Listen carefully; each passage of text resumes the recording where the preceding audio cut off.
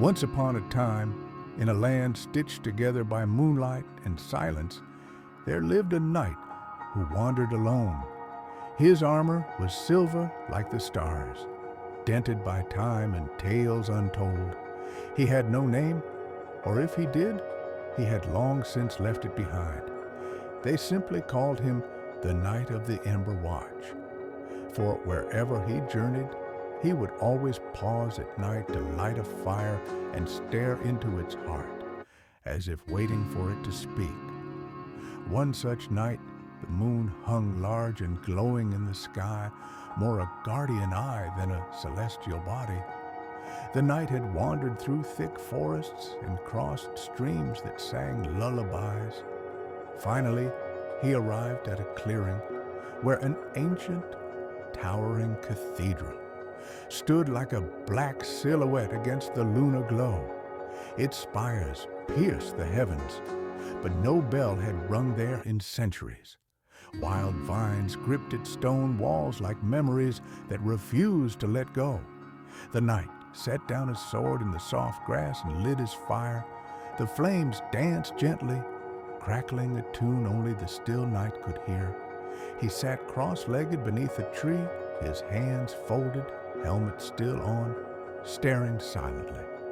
And that's when she arrived. A white cat, impossibly white, like snow blessed by moonlight, padded softly into the firelight. Her eyes were large, glowing orange with specks like tiny constellations. She said nothing, as cats often don't, but walked around the fire once slowly and sat on the other side across from the knight. Her gaze met his, and though his eyes were hidden beneath steel, she saw him completely. The fire hissed and cracked, and for the first time in many nights, the knight spoke. "Do you guard this place?" he asked. The cat flicked her tail, then looked toward the cathedral. "No one guards it anymore," she seemed to say. "Only memories linger here." The knight nodded slowly, understanding. He had been a keeper of memories too. Every battle etched into his armor, every friend lost a weight in his step. The cathedral, with its dark windows and silent choir halls, felt like a reflection of his heart, grand, echoing, but empty. "Will you stay for a while?" he asked. The cat blinked, slow and deliberate. She curled her tail around her paws and watched the fire. That was her answer, and so they stayed together, the knight, the cat, and the flame. He told her stories, not with words, but with silence. In the way his shoulders slumped with some tales, and how his grip tightened on his sword with others. The cat listened, head tilting now and then, as if catching every detail. Above them, the moon glided across the sky like a mother tucking in her children. Stars blinked their soft lullabies, and the wind wrapped them both in a blanket of pine and distant bells. The cathedral seemed to exhale just once, as though even it were grateful for the company. Eventually, the knight leaned back against the tree, his armor sighing softly with emotion. The fire burned low, glowing more than flaming now, casting warm shadows that danced lazily over the grass. The cat stood, padded quietly over to his side, and curled up beside him. Her breath rose and fell gently, in rhythm with the knight's own, and that was how the night passed, peacefully, beneath the watchful eye of the moon, beside the sleeping cathedral. In the morning, perhaps the knight would rise and continue his journey, or perhaps he had found the one fire that did not need to be left behind. Either way, the cat would be there, watching, waiting, dreaming. And so the night deepened, wrapping the world in velvet quiet. The embers of the fire glowed gently, casting a soft halo of gold that pulsed like a heartbeat. Time no longer marched, it drifted.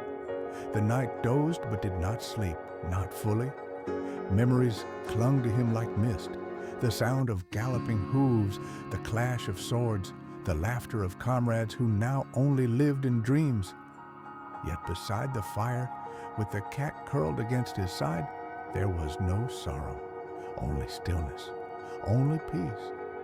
A distant owl hooted from the edge of the forest. The knight's fingers brushed the hilt of his sword, not out of fear, but habit. The blade stood tall in the earth beside the fire, glowing with the warmth of flame and the gleam of moonlight. It was a sword that had known too much. It had tasted battles long forgotten, kingdoms that rose and fell like tides. But tonight, it was at rest. The white cat stirred slightly, her eyes opening just enough to reveal that radiant orange glow. She looked at the knight, then toward the cathedral. Her ears twitched, sensing something only she could hear. "What is it?" the knight whispered, his voice low, reverent. The cat did not move, but the knight followed her gaze. The cathedral, once still and somber, now pulsed with an unseen energy. Its stained glass windows, dark for so long, flickered faintly as though remembering light.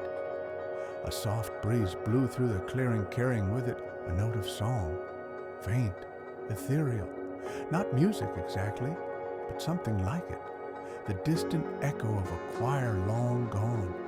The knight stood slowly, his joints creaked, the metal of his armor groaned with age, but he was not afraid.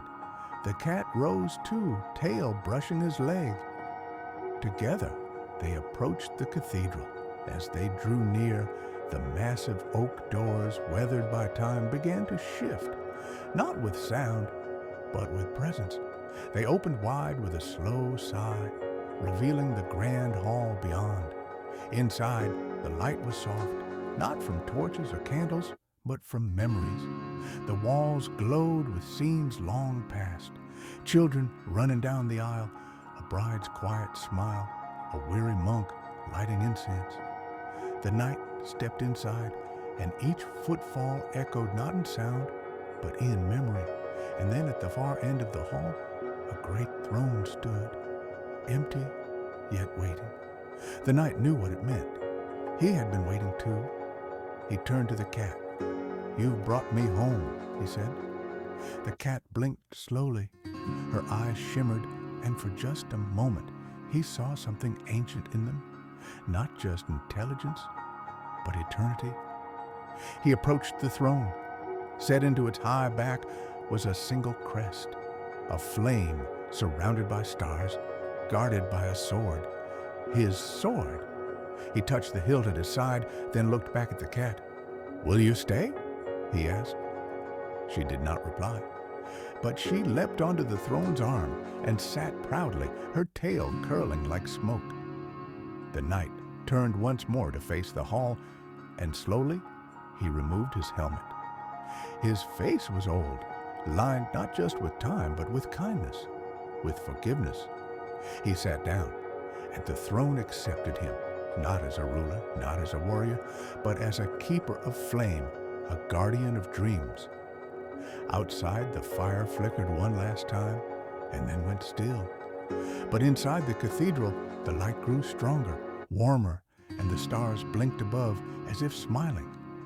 "Now, let yourself drift." The fire is warm, the cat is watching, the night is long but safe. Somewhere, a night dreams, not of battles, but of soft grass, of quiet halls of peace. You may dream too. Good night. The cathedral, once hushed in sorrow and shadow, now pulsed gently with warmth. Not loud, not bright, just a quiet kind of light that felt like being wrapped in a soft blanket after a storm.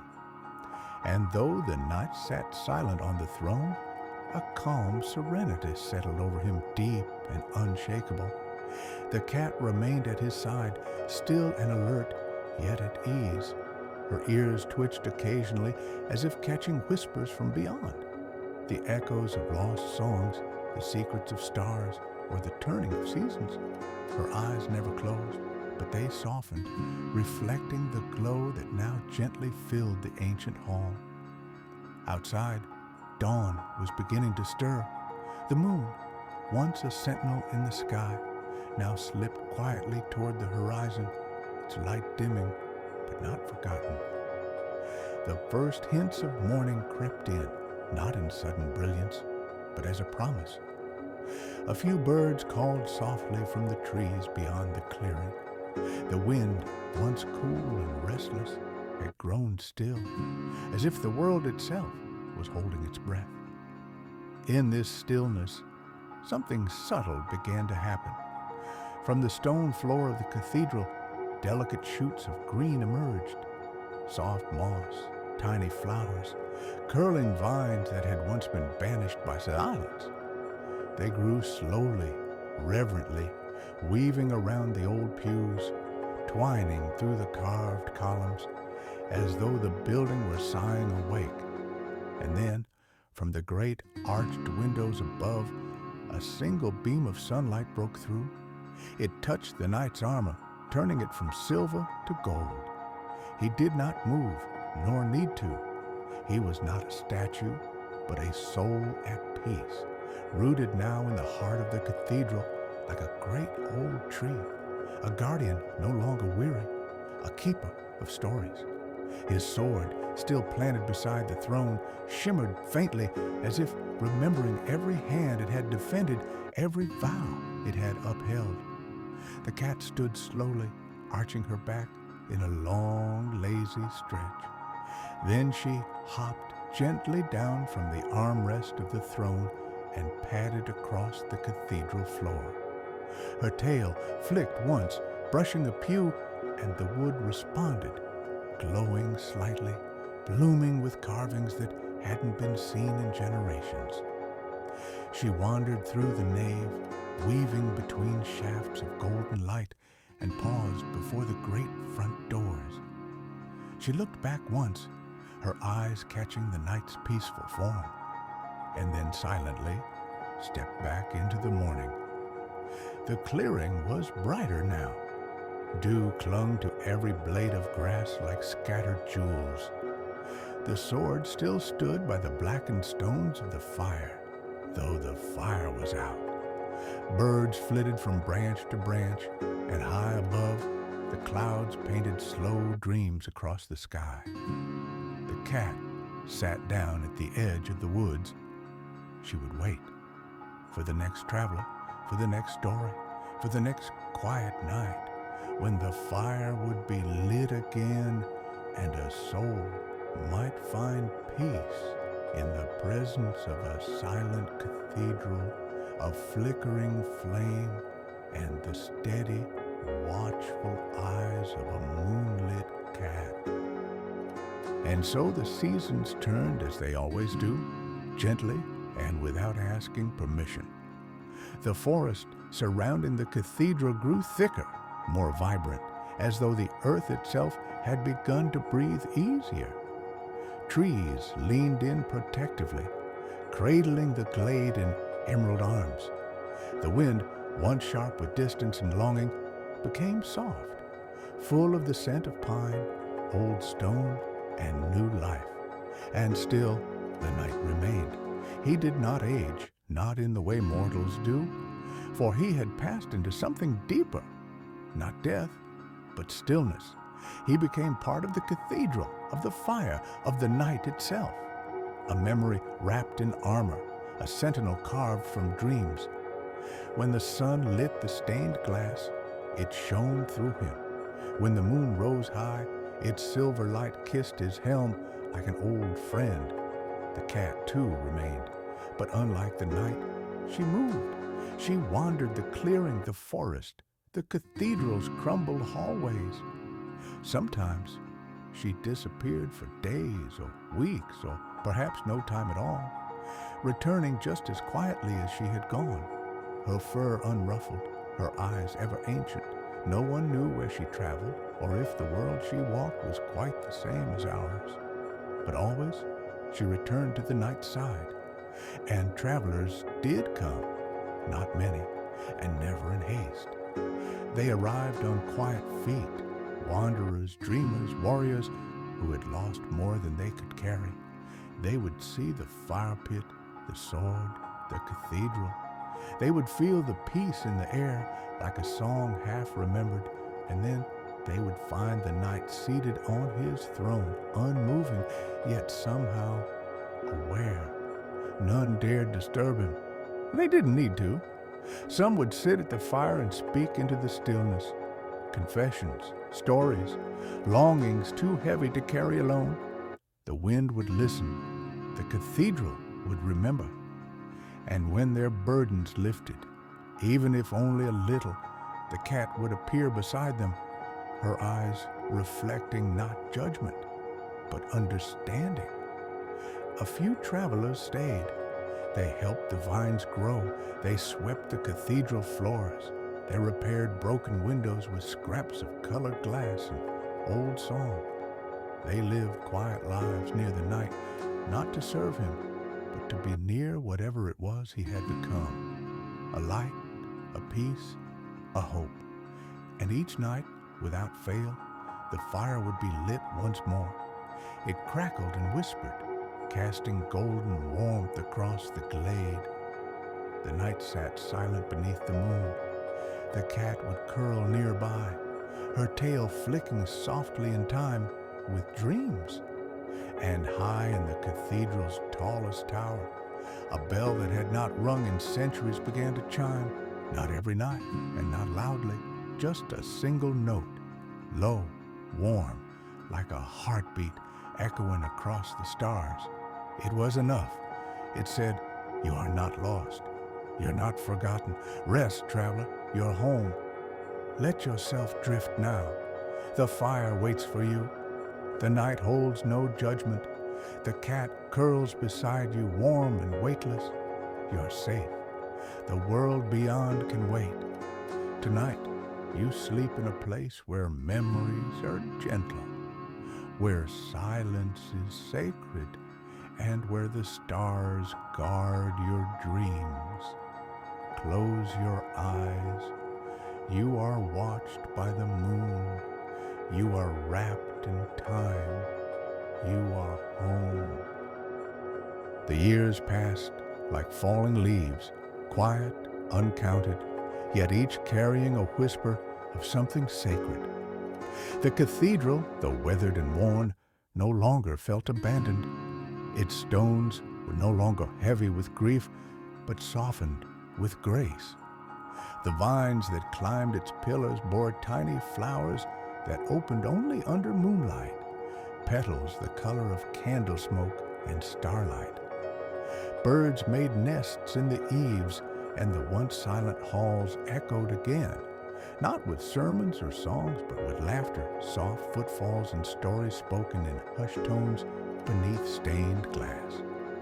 Each traveler who came left something behind, a story, a secret, a name, and in return, they took something too, not gold or power, but peace, a fragment of the stillness that surrounded the night, the understanding that not all journeys must end in battle, that sometimes it is enough to simply sit by the fire and be still. And always the cat watched. She seemed eternal, never older, never weary.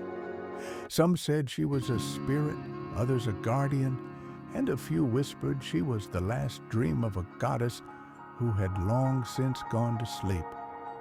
But all who met her agreed on one thing. She saw you, truly, as if your soul had a shape only she could understand. Sometimes, at dusk, she would sit alone before the fire long before anyone had arrived.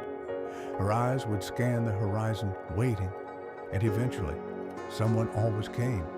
Once, it was a child who had wandered away from a warring village, mud on her knees, tears on her cheeks, carrying a broken toy sword.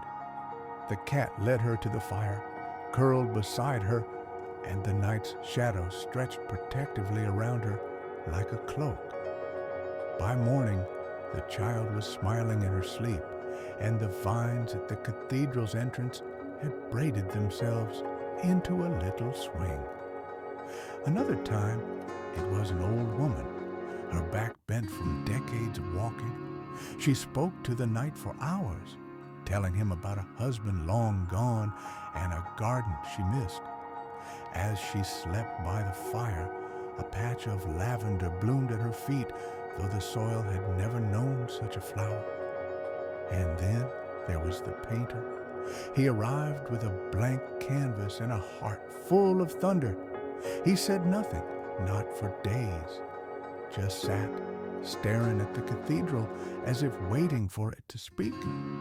The cat would sit beside him, flicking her tail against the edge of the canvas. And one night, under the light of a full moon, he began to paint. He painted the night, not in grandeur or glory, but in peace, seated, eternal, surrounded by light and shadow, and always the cat at his side. He left the canvas inside the cathedral. It hangs there still, and those who come to see it swear the expression on the knight's face is different each time. Sometimes sad, sometimes smiling, sometimes still, but always knowing.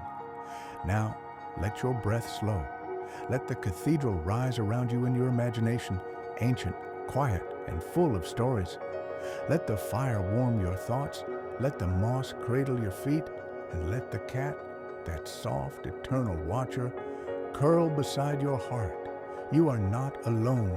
Whatever you carry, you may set it down here. There is no need to speak. The night will keep watch.